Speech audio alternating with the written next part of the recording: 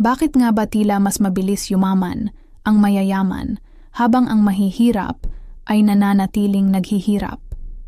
Ang sagot ay maaaring nasa kanilang mindset.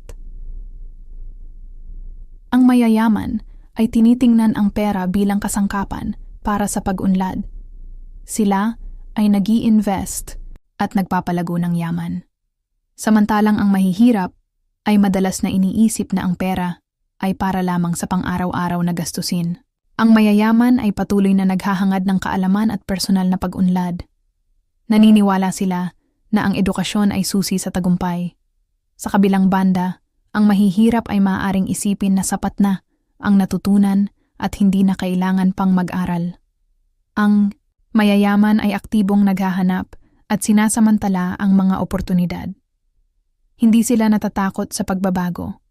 Ang mahihirap naman ay kadalasang natatakot sa pagbabago at nananatili sa kanilang comfort zone. Ang pagkakaiba sa pag-iisip ay may malaking epekto sa ating tagumpay. Anong mindset ang pipiliin mo?